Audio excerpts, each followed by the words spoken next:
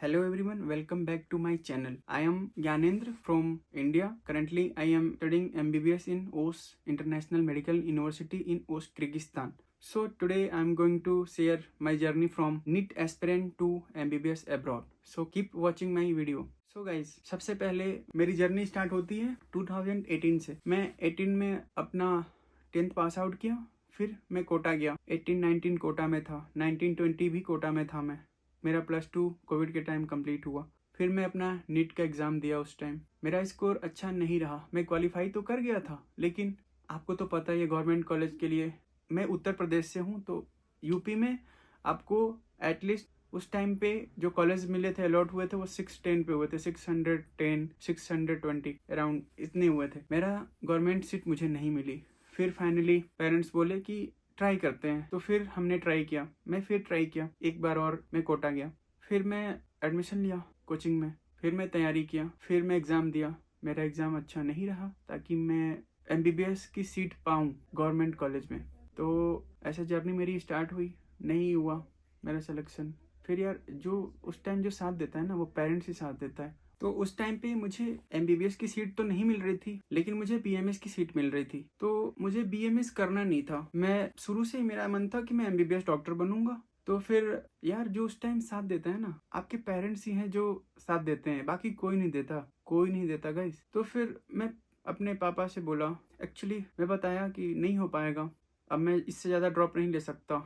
तो फिर पापा बोले कि फिर हम नहीं करा सकते, क्योंकि इंडियन मेडिकल कॉलेज का भी मैं फ़ी स्ट्रक्चर पता किया था, तो बहुत कॉस्टली है।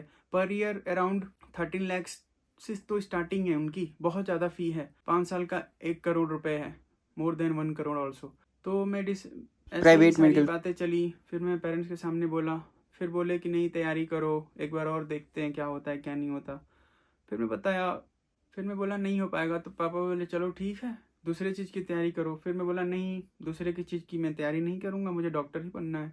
तो फिर मैं पता करने लगा कॉलेज वगैरह की फ़ी। तो फिर इंडियन में तो आपको बताया ही, बहुत ही कॉस्टली। तो फिर मैं, कोई मेरे फ्रेंड बताया कि MBBS अब्रॉड देखो। फिर मैं MBBS अब्रॉड के बारे में सोचने लगा। फिर अब सोचा कि MBBS अब्रॉड के बारे में कैसे, मतलब ये कैसे होता है, किसके थ्रू होता है, क्या होता है, प्रोसेस क्या होते हैं इसके, कैसे होता है। तो मैं सारी चीज़ें, एक मेरे फ्रेंड थे, उनसे मैं सब डिस्कस किया। फिर वो बताया कंसल्टेंट के थ्रू, तो मैं उनसे बात किया। अब उस टाइम भी कॉलेज के वो बताया आपका बजट कितना है, सबसे पहले वो यही पूछते बजट कितना है। तो मैं बताया मेरा बजट इतना है, 20 lakhs to 25 lakhs अराउंड। तो वो बताया कि अच्छा जी ठीक है। फिर तो सारी चीज़ें वो हम मेरे को बताएं। तो मेरे को रशिया, किर्गिस्तान, कजाकिस्तान, उज्बेकिस्तान और जॉर्जिया, नेपाल, बांग्लादेश। तो नेपाल बांग्लादेश तो बहुत ही कॉस्टली, हम नहीं अफोर्ड कर सकते। मतलब मेरी फैमिली अफोर्ड नहीं कर सकती थी, मेरे पेरेंट्स। और इसलिए नहीं कर सकती थी क्योंकि मेरे भाई भी हैं और बहन भी हैं, तो पैसे उनके पढ़ाई में भी लगता है। वो भी अभी नीट का एग्ज़ाम दिया है,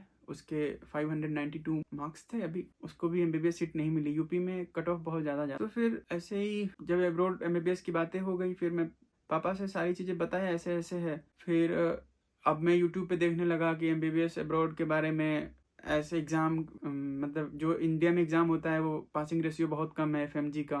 तो फिर मैं थोड़ा सा घबराने लगा। फिर मैं सोचा यार, जो पढ़ता है वो तो होगा ही सही वहाँ पे। अगर मैं इंडिया में करता ड्रॉप लेने से, तो बेहतर है कि एटलीस्ट मेरा 1 साल तो कंप्लीट होगा उधर। फिर मैं एडमिशन की बात किया, कंसल्टेंट से सब सारी चीज़ें हो गई। फिर मैं चूज़ किया यूनिवर्सिटी, ओस इंटरनेशनल मेडिकल यूनिवर्सिटी, जो कि ये किर्गिस्तान में है। मैं यहीं पे हूँ, ओस में ही। तो फिर पासपोर्ट के लिए अप्लाई किया, पासपोर्ट अपना भेजा, तो मेरा वीज़ा आया, सारी चीज़ें हो गई। फिर अब घर से जाने वाली बात हुई, पैकिंग वगैरह हुई, सारी चीज़ हुआ। फिर मेरी दिल्ली से फ़्लाइट थी शारजा, शारजा से कैपिटल सिटी बिस्किक, यहाँ की कैपिटल सिटी है किर्गिस्तान की। फिर वहाँ से मेरी ओश की फ़्लाइट थी। फिर मैं आया यहाँ पे मॉर्निंग में। यहाँ पे स्नोफॉल हो रही थी। घबराहट तो होती है यार, घर छोड़ के जाना। पेरेंट्स रो रहे थे, मम्मी पापा यार, भाई बहन। ये वही समझ सकता है जो घर से दूर रहता है। बात आई कि कॉलेज के बारे में क्या है क्या नहीं है। तो ये जहाँ जिस कॉलेज में मैं हूँ, इस कॉलेज में इंडियन टीचर्स भी हैं, नेपाल से भी टीचर्स हैं, और पाकिस्तान और बांग्लादेश के भी टीचर्स हैं। तो यहाँ पे ये मुझे फ़ायदा मिला कि यहाँ पे इंग्लिश हिंदी दोनों, मतलब हिंदी में भी टीचर्स बताते हैं और इंग्लिश में भी बताते हैं। ये चीज़ें बहुत ही बेनिफिट मिली मुझे यहाँ पे। और हॉस्टल भी अच्छा रहा यहाँ का। और मेरे को अभी घर से दूर रहते हुए मोर देन 15 ईयर्स हो गए। फिर मैं आया, फिर हॉस्टल वगैरह में सारी चीज़ें नाश्ते वगैरह मिला मुझे। फिर मेरा नेक्स्ट डे कॉलेज था। जैसे कि आप जब यहाँ पे आएंगे तो आपका पासपोर्ट साइज़ फ़ोटो और पासपोर्ट सारा वीज़ा वगैरह सब कुछ कॉलेज में फिर जाएंगे आप, तो उस दिन नेक्स्ट डे आपका पूरा नोटरी वगैरह सब कुछ बनता है, वो कॉलेज का काम होता है, वो करते हैं।